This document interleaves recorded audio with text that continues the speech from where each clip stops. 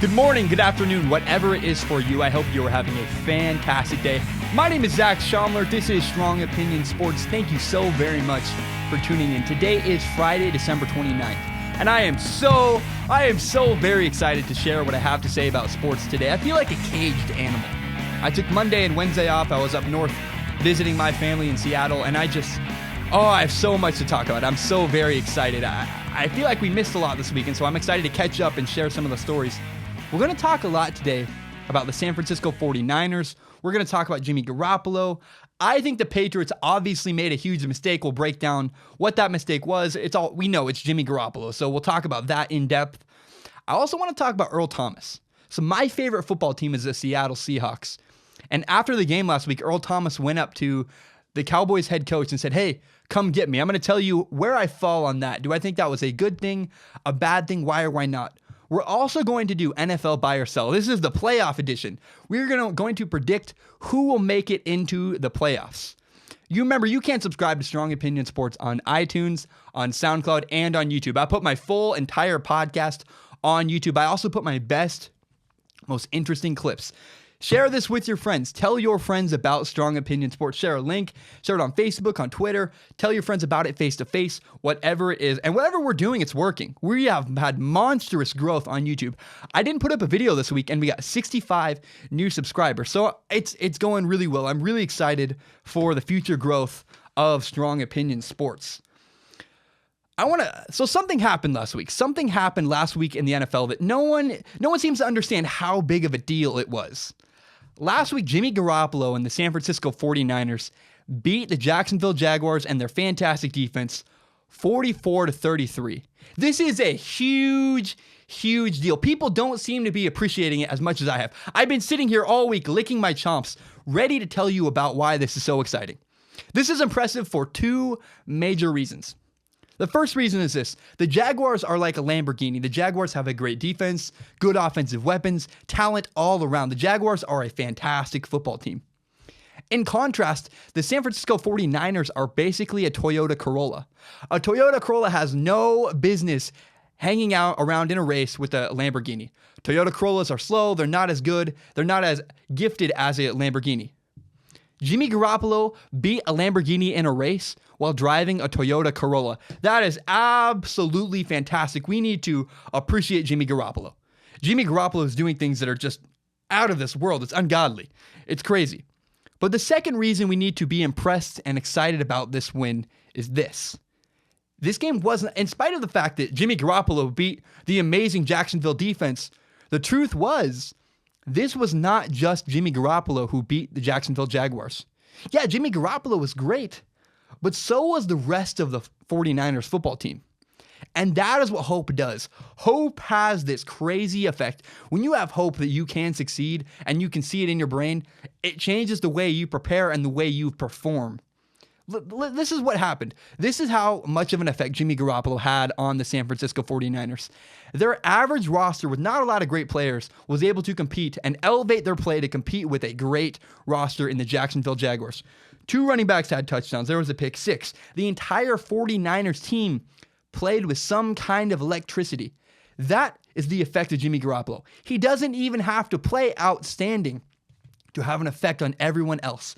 When you have hope, when you believe that you can compete and you can win a football game, it does wonders.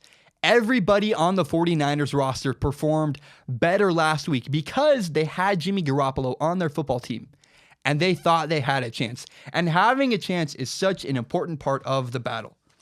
If you ever tell me again quarterbacks are overrated, you are absolutely insane. What is happening in San Francisco with Jimmy Garoppolo is unbelievable. Jimmy Garoppolo's effect is not just with his own play. He's actually affecting everyone around him, and the full entire 49ers franchise has been elevated and is playing better because of Jimmy Garoppolo. This is a huge deal. The 49ers playing well, beating the Jaguars, has ramifications that we're going to see everywhere. Now the Seahawks need to be on alert that the 49ers are for real. They have a great quarterback that can kick their ass if they are not ready. The Rams they're fantastic. The Rams are really good. So the NFC is really interesting now because of Jimmy Garoppolo. Jimmy Garoppolo is legitimate, and Jimmy Garoppolo can elevate everyone around him so they can win games. Again, the average roster, the Toyota Corolla that is the 49ers, won a race against a Lamborghini, the Lamborghini that is the Jacksonville Jaguars. Jimmy Garoppolo is fantastic, and we cannot understate what happened. Jimmy Garoppolo beating the Jacksonville Jaguars is a huge deal, and people are excited about it. It's a bigger deal than people are even making it out to be. I am so excited for the future of the San Francisco 49ers. And I think it's time to start asking the question, is Jimmy Garoppolo a top-tier quarterback? Here's what I mean. There are 4 tiers of NFL quarterbacks. The top tier are guys like Aaron Rodgers and Tom Brady. That it does not matter who you put around them. Every single year you have a guy like this on your roster, they can compete for a Super Bowl. The next tier down is guys that can still win a Super Bowl, but they need a lot of help. Tier 2 guys need a lot of help if they want to win a Super Bowl. The third tier of quarterbacks cannot win a Super Bowl, but they can win you a lot of games. Guys like Andy Dalton or Matt Stafford. The next level down is absolute trash. If you're a fourth tier quarterback, you cannot win games in the NFL and you're irrelevant. Nobody cares about you. So Jimmy Garoppolo could definitely win you a Super Bowl. He's at least a tier 2 quarterback. But could he be a top tier quarterback? Could Jimmy Garoppolo be a guy, a tier 1 quarterback that can elevate everyone around him and make your teams viable and have a chance to win a Super Bowl, no matter who you put on the roster? Guys like, again, Aaron Rodgers or Tom Brady. I think you can make an argument for that. If you put Jimmy Garoppolo on the Texans, yeah, he can win a lot of games. But how much help does he need? The Jaguars game was pretty clear. Jimmy Garoppolo did not need a lot of help to beat the Jacksonville Jaguars. He elevated everyone around him. It's super early. I'm pretty uncomfortable saying that Jimmy Garoppolo is up there with the best quarterbacks in the NFL after just 4 starts. 3, 4, I don't know what it is. But right now, he's playing incredible. I think it's 4 starts. Jimmy Garoppolo, it's early, right? But by definition of what makes a quarterback a top-tier quarterback, you could make a really compelling argument that Jimmy Garoppolo could be a top-tier quarterback. Because let's be honest, if we restart the season right now and play 16 new games, the 49ers are not only in the playoffs, but have a chance to win a Super Bowl.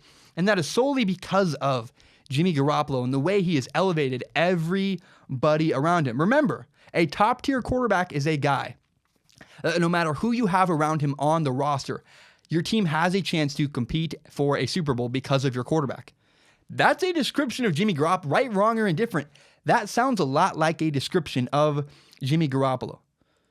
And in fact, Carlos Hyde even agrees with me. Carlos Hyde, the 49ers running back, talked about if we could restart the season, we would compete for a Super Bowl. We would have a chance. So again, it's still early. It is still far too early. I would rather see one more season before we declare Jimmy Garoppolo up there with the top quarterbacks in the NFL. However, you can make a compelling argument that Jimmy Garoppolo is a top-tier quarterback in the NFL. What do you think? Let me know in the comments. I'm very curious what you think. I think, again, you can make a compelling argument. Jimmy Garoppolo may just be one of the top quarterbacks in the entire NFL already after just 4 starts. I want to move on to Tom Brady. So the New England Patriots made a very conscious decision to trade away Jimmy Garoppolo. They made their choice. They chose to, instead of trade Tom Brady, they traded Jimmy Garoppolo. They chose the current guy here and now instead of the future. So I do not date people I work with. I'm very, very cautious. If I see a girl I like and I work with, it immediately writes them off the table. Because in my opinion, personal relationships often hurt and affect business. There's a difference, right? There are business relationships and personal relationships, dating or not. Look at the Lakers recently. The Lakers are owned by the Buss family, and we saw Jeannie Buss and her brother, I think Jim Buss and Jeannie Buss were having trouble and having problems. That is because they have a personal relationship. Family businesses have this problem all the stinking time. You see personal relationships get in the way of business relationships. That is because business relationships aren't always nice. You don't do things that are good for the person. You do things that are best for the entire franchise, best for the business. So I heard a theory recently, and I'm going to elaborate on it, that the personal relationship between Robert Kraft, the Patriots owner, and Tom Brady, the Patriots quarterback, affected the decision-making. So someone alluded to the fact that Bill Belichick wanted to trade Tom Brady. The theory is that Bill Belichick wanted to trade Tom Brady, and Robert Kraft said no. He was very close with Tom Brady. He said that's not even a discussion. So Bill Belichick, again, probably wanted to trade Tom Brady, and he got overruled by the Patriots owner, Robert Kraft. It's very possible. Very, very possible. That's very likely and makes sense. I think, honestly, trading Tom Brady would have been the smart move. Jimmy Garoppolo is a guy that can play for you for the next 10 years. Tom Brady's over 40, so it's really concerning. I would be very worried if my quarterback was 40 years old. I don't know anybody who's 40 years old and is in better shape and better physical condition than when they were 20. Jimmy Garoppolo is, I think, 27. Yeah, I would rather have the 27-year-old or the 26-year-old than a guy who's 40. I don't care who you are. And right now, Jimmy Garoppolo is playing really well. So I honestly believe the Patriots made a big mistake, but that is why Tom Brady was not traded. The belief is Tom Brady was not traded because he had a personal relationship with Robert Kraft, and Robert Kraft told Bill Belichick, you cannot trade him. So the rest of that theory is that Bill Belichick said, screw you. It's very sad to me because I wanted to find out whether or not, who is more important, Tom Brady or Bill Belichick? And it looks like we're never going to find out. Because I honestly think Bill Belichick could win even more if we got rid of Tom Brady with Jimmy Garoppolo. I think Bill Belichick could win games without Tom Brady. It's very clear. But I think we're never going to find out. So to spite Robert Kraft, because Robert Kraft stepped into his decision and said, you can't trade Tom Brady, I believe Bill Belichick, the Patriots head coach, said, all right, screw you. You're not going to support me. I'm going to trade away your future. I'm going to ruin your future because you're hurting my legacy. So again, personal relationships. I don't date people at work. Be very careful in family businesses because personal relationships make it weird when you try to have business relationships with those same people. And it's pretty likely and very possible that Robert Kraft, the Patriots owner's personal relationship with Tom Brady, affected the Patriots' decision-making, which is why Tom Brady's still in a Patriots uniform and Jimmy Garoppolo is shipped off to San Francisco. So did the Patriots make a big mistake? Did the Patriots completely screw up the Jimmy Garoppolo situation? Should they have held on to Tom Brady and should they have traded Tom Brady and held on to Jimmy Garoppolo instead of trading Jimmy Garoppolo away? I think they did screw up. So I'm pretty weird. I'm 20 years old, and I know exactly what I want to do. And my friends often ask me for advice because, again, I'm weird. I have a plan. I have purpose. I know what I want to do with my life. A lot of my friends do not. And so they often ask, a lot of my friends have been recently considering taking time off of college. And I took time off of college. College for me, I didn't want to waste my time. I wanted to be there with purpose. And so taking a year and a half off was exactly what I needed to do. However, when my friends say, I want to take time off of college, I ask them this. I say, well, what's your plan? What are you trying to do? What is your plan? Because even if your plan is to take time off and figure out what your plan actually is, that's still a plan. Does that make sense? If you leave college because you don't know what your plan is and you want to figure out what your plan is, technically that's still a plan. What you don't want to be is someone who's aimlessly making decisions, working at Starbucks or taking college classes with no idea what your purpose is and where you are headed. Right now, the New England Patriots have no plan. They do not have a plan. After Tom Brady leaves, the Patriots have no idea what they are doing. That is why you should have traded Tom Brady instead of Jimmy Garoppolo. In 6 years, we'll see. We will look back in 6 years and when the San Francisco 49ers are busy winning Super Bowls in 6 years and the Patriots are 6-10, we're going to look back at this Jimmy Garoppolo trade and say that was a huge mistake. Even if the Patriots win another Super Bowl this season, the Patriots made a big mistake. They should have held on to Jimmy Garoppolo because they do not have a contingency plan for the future. I used to work in a movie theater. The biggest problem, you know that guy at the movie theater who doesn't know why he's at the movie theater? Like if you ask him, hey man, why do you work here? He can't even say because I'm trying to figure out my plan. He just says, I don't know. I have no idea why I work here. I hate this job and I don't have a plan for my life. Remember, trying to figure out what your plan is still having a plan. If you have no idea, if you can't even answer the question, why are you here? You have no semblance of a plan. And that is where the New England Patriots will be in 4 to 5 to maybe 6 years. The Patriots do not have a plan after after Tom Brady, and that's a big, big problem. I think the Patriots butchered the Jimmy Garoppolo situation and should have held on to Jimmy Garoppolo and traded away instead Tom Brady. You would have got more value. A team like the San Francisco 49ers would have happily taken Tom Brady. Their ticket sales would have shot up. The Jacksonville Jaguars would love to have Tom Brady. But because they are stupid, they seem to really screw it up. The Patriots have no plan for the future because they traded away Jimmy Garoppolo and when they should have gotten rid of Tom Brady. So I said the New England Patriots should have traded away Tom Brady and kept Jimmy Garoppolo. However, I don't believe that New England was the best place for Jimmy Garoppolo. In fact, I think Jimmy Garoppolo is better off in San Francisco. So the movie Star Wars just came out, and a lot of people hated it. I love Star Wars, but here's why a lot of people did not like it, and I'm not going to spoil it. The word expectations. People's expectations ran absolutely wild. How do you live up to Star Wars? Star Wars is the biggest, and in my opinion, the best franchise of all time. No matter what movie they put out, a lot of people are going to hate it because it's Star Wars, and they have a preconceived idea of what they want. That is the same problem Jimmy Garoppolo would have run into in New England. No matter what Jimmy Garoppolo did in New England, it would have never been enough. New England fans would have been ungrateful. They would have been comparing him to Tom Brady. It would have been a long, difficult career for Jimmy Garoppolo. In San Francisco, he's a fresh start. San Francisco fans are grateful. San Francisco fans are hungry for hope and want to win. Jimmy Garoppolo is a better fit in San Francisco and has found a better home than he could have ever found in New England. San Francisco is absolutely the place Jimmy Garoppolo should be. In fact, you could say that Jimmy Garoppolo could have accomplished the exact same things. If Jimmy Garoppolo has the exact same career in San Francisco that he would have had in New England, it will still be better received in San Francisco because the fan base would have appreciated him even more. People in San Francisco are better off, and Jimmy Garoppolo is better off in San Francisco than he could have ever been in New England because of expectations. People's expectations were running absolutely wild. They would have compared Jimmy Garoppolo to Tom Brady for the rest of his life. We probably still will do that, but it's going to be a lot less harsh and a lot less amplified because he will be in San Francisco.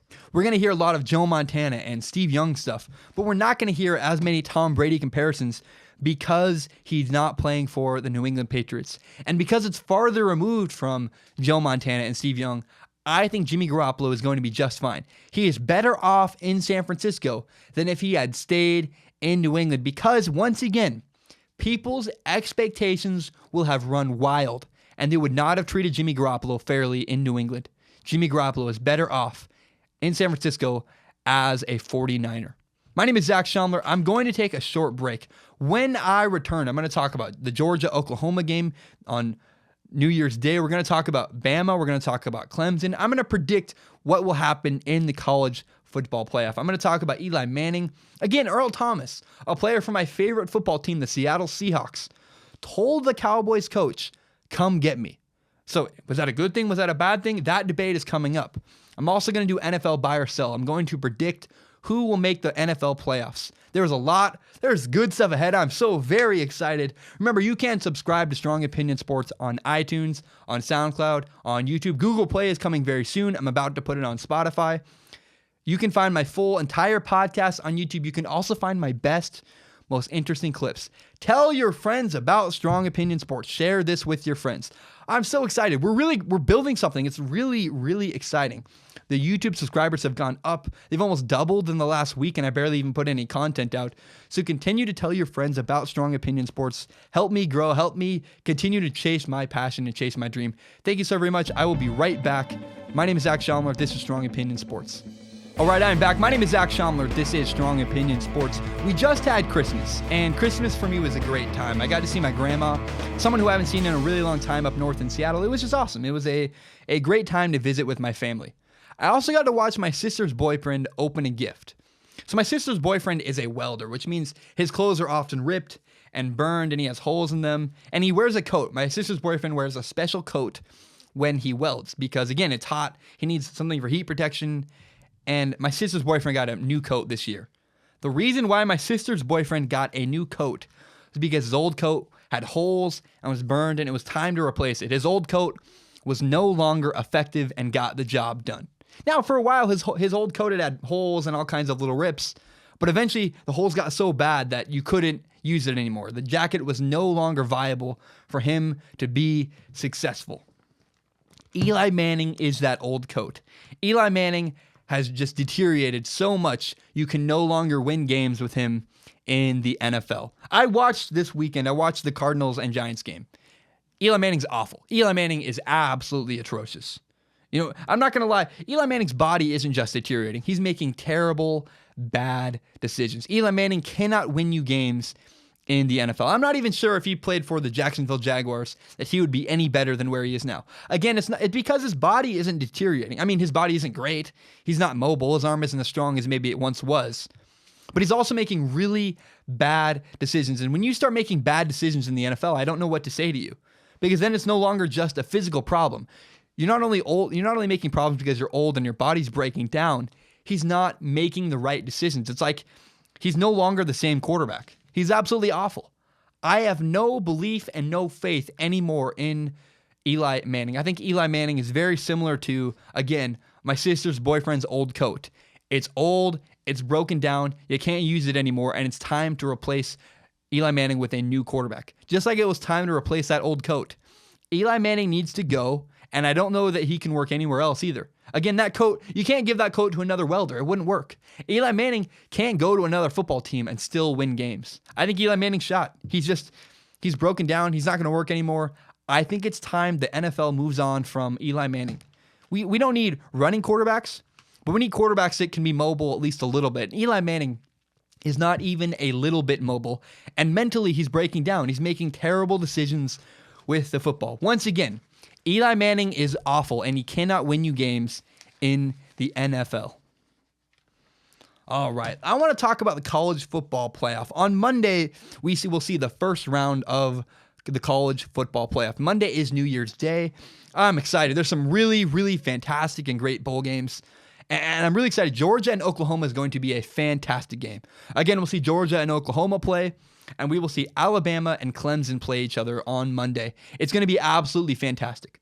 So I want to pick you. Here's what I think is going to happen on Monday. Either Oklahoma will win a close game against Georgia, or Georgia will absolutely stomp Oklahoma.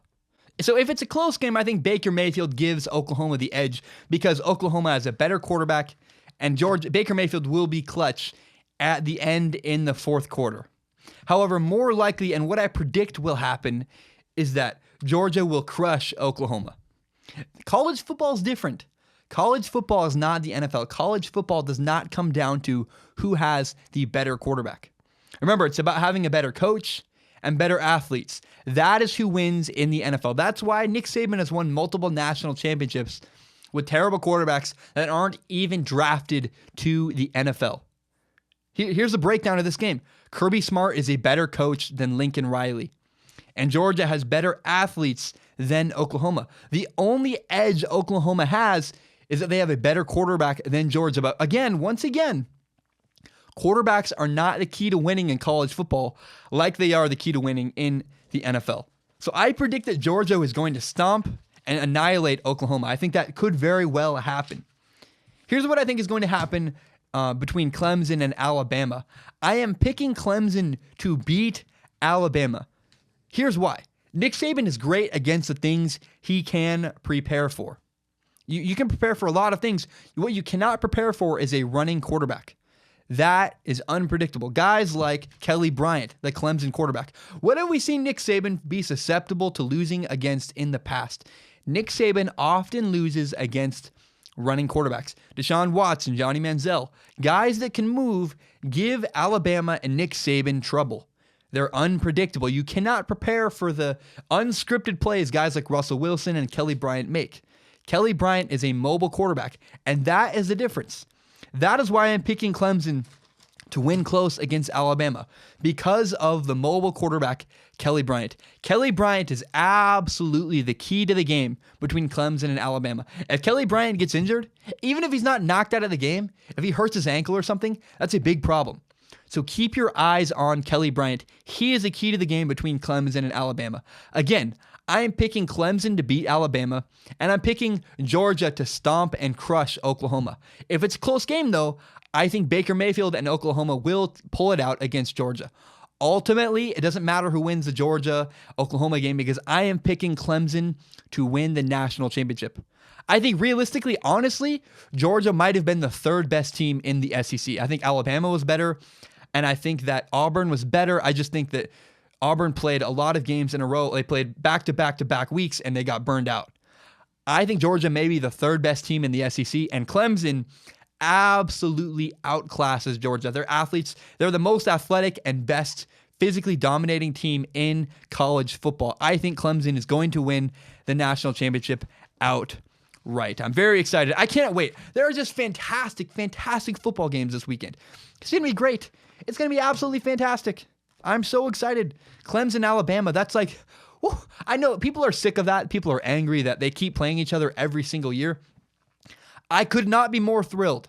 I love a good football game. And Clemson, Alabama, that's a great, fantastic matchup. And Georgia, Oklahoma's not bad either. I can't wait to see Baker Mayfield. For the record, I hope it's clear. I'm rooting for Oklahoma. I may say that I think Georgia is going to crush Oklahoma. I really want Baker Mayfield and Oklahoma to win, not only against Georgia. I would love for nothing more than to see Oklahoma win the national championship. So don't get me wrong. I may be picking Oklahoma to lose, but I hope I am wrong. I hope I'm dead wrong. I would love to see Baker Mayfield not only beat Georgia, but ultimately win a national championship. I'm a big fan of Baker Mayfield. He's my favorite college football player right now. So hey, call me a hater, whatever you want. I'm rooting for Oklahoma. I just don't believe in them. Can we talk about Earl Thomas? I want to talk about Earl Thomas. So my favorite football team is the Seattle Seahawks. I know I get called a Patriots bandwagon all the time. No, I just appreciate the Patriots. I'm truly a diehard Seattle Seahawks. The WSU Cougs and the Seattle Seahawks. Those are my teams. I'm from Washington. I live in Washington, so I am a fan of the Seattle Seahawks. And last weekend, the Seahawks beat the Cowboys, which officially knocked the Cowboys out of the playoffs. And after the game, Earl Thomas, one of the best defensive stars for the Seahawks and their starting safety, runs over to the Dallas Cowboys head coach and says, if y'all have the chance, come get me. Word for word, that's what he said. If y'all have the chance, come get me. Basically, when he defended himself later, he said, yeah, when Seattle's done with me, I want to see if the Cowboys can get me. I want to play for the Cowboys. Oh my goodness, everybody was outraged. Everybody was so angry. They could not fathom why Earl Thomas would say this. I may be the only person who supports Earl Thomas. Even me, a Seahawks fan, a guy whose favorite football team this man plays for, who said he wanted to go play somewhere, who didn't say he wanted to go play somewhere else, but he said, hey, if you can get me, I'd like to play for the Cowboys. I'm not outraged. I have no problem in the world with Earl Thomas going up to Jason Garrett and saying, hey, come get me. That's because I am pro player. I support Earl Thomas. Someone I know made the comparison. They said, well, what if Pete Carroll ran up to Jerry Jones, the owner of the Dallas Cowboys, and said, hey, when Seattle's done with me, I'd love to coach for the Dallas Cowboys. Oh, that's so frustrating that people would even make that comparison. Here is the difference. Here is why that is absolutely silly and completely wrong. Earl Thomas can't cut anyone. Earl Thomas, unlike Pete Carroll, Earl Thomas has no say in what happens to him. Earl Thomas is at the mercy of the people above him. And let's be honest, the Seahawks are probably going to break up their defensive core and trade away guys like Earl Thomas and Richard Sherman this offseason. So yeah, I don't blame Earl Thomas at all. Maybe he loves Seattle, maybe he doesn't. But what's wrong with him wanting to go home? He's from Texas. He went to Texas. Let the guy go play for his favorite football team. What's wrong with that? I have no problem. Again, these guys are at the mercy of everybody above them. These guys have no agency over what happens to them. Unless you're a free agent, you really have no decision where to go. Remember, a football team can cut you anytime they want. So Earl Thomas, I have no problem with that. I'm pro player. And the fact that you're not as silly. Again, I'm a guy who I like the individual. I want little guys like me to have agency over them. I'm never going to side with the big company. I'm not going to side with the Seahawks who make a ton of money and don't really care about Earl Thomas. The Seahawks don't care about Earl Thomas. Come on, guys. Seahawks fans are driving me nuts. I can't believe people do not support Earl Thomas even more. I'm a Seahawks fan. And he talked about leaving my favorite football team, yet I still support Earl Thomas because I am pro player. I am pro player movement. I think he should have the agency to go wherever he wants. So look, I support Earl Thomas completely. I have no problem with him going up to the Cowboys coach after a game and saying, yeah, hey, come get me. Because let's be honest, this probably happened all the dang time. And we just haven't had cameras around to see it. Would I rather have been a text? Yeah, it would have been better for PR, but who cares? Earl Thomas won us a Super Bowl. Earl Thomas has given his heart and soul for Seahawks fans.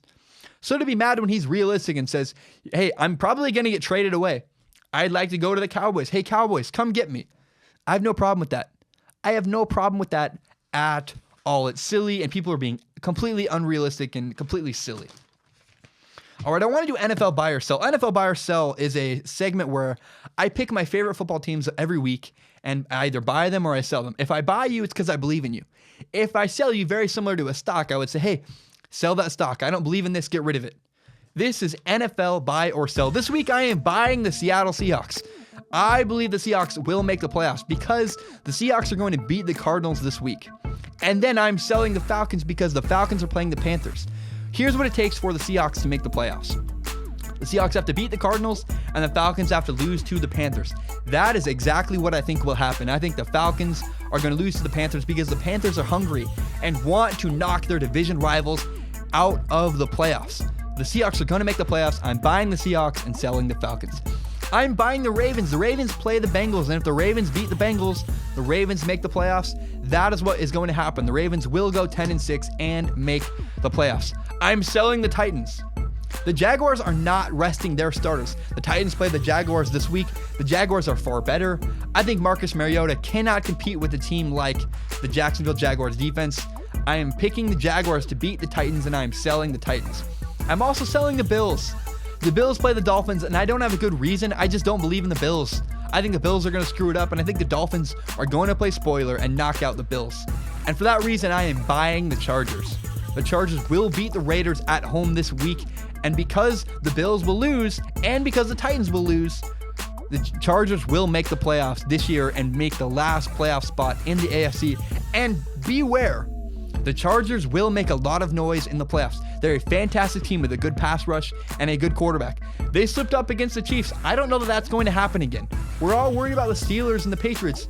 Watch out for the Chargers. If the Chargers make it into the playoffs, they will be very concerning for football teams.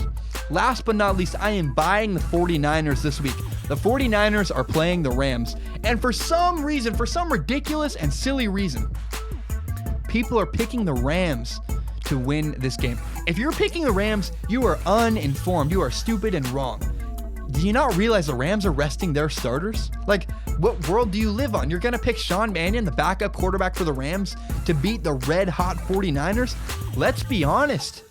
Even if the Rams were playing their starters, I might still pick the 49ers because the 49ers are absolutely on fire. I'm buying the 49ers, the red-hot 49ers, to beat the Rams on Sunday. That is what is going to go down. So here's who's going to make the playoffs who are kind of on the fence. The Seahawks will make the playoffs. The Ravens will make the playoffs. The Chargers will make the playoffs. And again, the 49ers are going to win and might not only win, but might annihilate the Rams. This has been NFL Buy or Sell. If you're looking for some entertainment on Sunday, keep your eyes on the Eagles and Cowboys game. That is because of Nick Foles. So a couple of weeks ago, the starting quarterback for the Eagles, Carson Wentz, went down with a torn ACL. And right now, the Eagles are sitting pretty. They are atop the NFC. They have a bye next week, but they have their backup quarterback playing. They might be not the worst, but maybe the word is maybe vulnerable, the most vulnerable first-place team we've seen in a long time in the NFL playoffs because their backup quarterback is playing. Now, I like Nick Foles. Nick Foles has been pretty self-aware in interviews after games. He says, look, I struggled. I need to play better. But the truth is, even though you're self-aware, even though you know you have problems, Nick Foles struggled against the terrible Raiders pass defense. The Raiders are awful against the pass. They have a terrible secondary, and yet Nick Foles still really struggled against them. So I'm worried. I'm worried about Nick Foles. Here's what you want to keep your eye on Sunday between the Eagles and the Cowboys. How much does Nick Foles play? And will Nick Foles turn a corner? Will Nick Foles have some success and look like a viable quarterback against the Cowboys? Because who knows, they might rest their starters eventually. But because you have a bye week coming up, I would play Nick Foles for a couple series. Get the offense in rhythm before you just take Nick Foles out of the game. So I think it may not be interesting late because the Cowboys aren't in the playoffs. The Eagles already have their spot secured.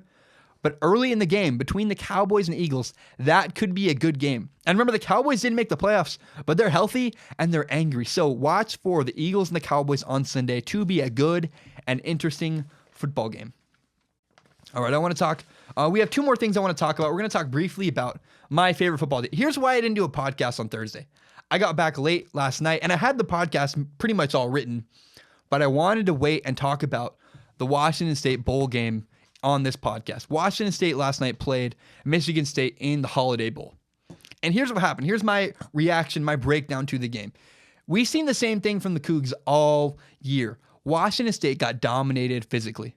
Not a problem. This is what happens. Washington State is not one of the best, most physical dominating teams in college football, and definitely not in the Pac-12. So look, that's what happened. Michigan State dominated Washington State physically at the point of attack. And another little thought about this game was I usually side with officials. I pretty much always take the side of officials. However, I was watching this game last night, Washington State versus Michigan State, and it felt weird. It felt like the calls that were not made, the ones that were no calls, that were I was like, hey, wasn't that a penalty? And there was no penalty. Those seemed to benefit Michigan State. And the calls that were made seemed to hurt Washington State. I'm talking about pass interferences and holding calls, yada, yada.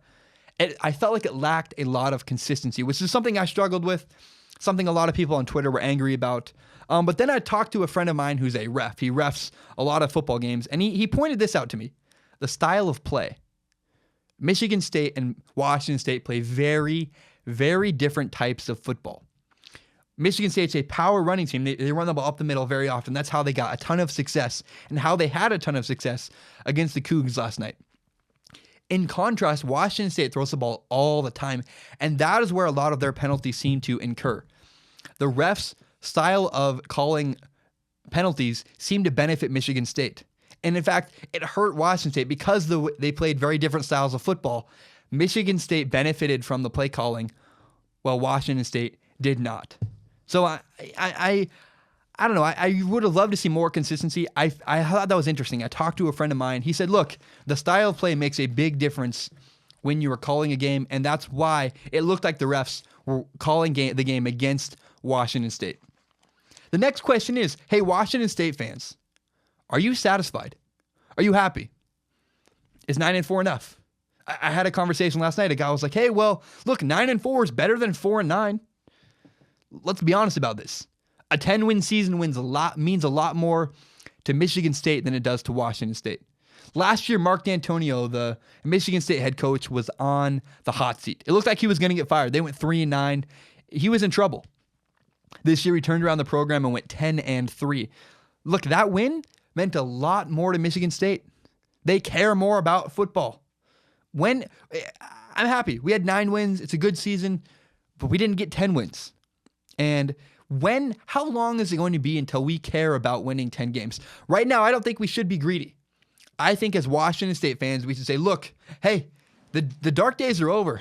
It was really bad for years and years and years. We never went 0-12 like the Huskies did, but it's been really bad before. We should be grateful that we're having good seasons. We're making bowl games. But at what point should we start to question Mike Leach and say, hey, can we turn a corner or what? Again, I don't think we're there yet, but I have to ask you, again, are you satisfied? At what point should we start demanding more from Mike Leach? We're not there yet, but in a couple years, if we don't start winning more games and win a Pac-12 championship or doing something, I don't know, what are we doing? We're grateful now. Come talk to me in 2 or 3 years when we have another 9-win season and don't win our bowl game. Hey, I'm just saying. I'm not saying I don't like Mike Leach. In fact, I love Mike Leach. Mike Leach is my favorite coach in all of college football. And I think it's, again, still too early to start demanding for more. But at some point, when we've had a bunch of 9-win seasons in a row, it might be time to say, hey, look, we got to win another game. We got to win 10 games. We're not there yet. We're not there at all yet. But we saw Mark Richt get fired from Georgia, a firing I thought that was unjust.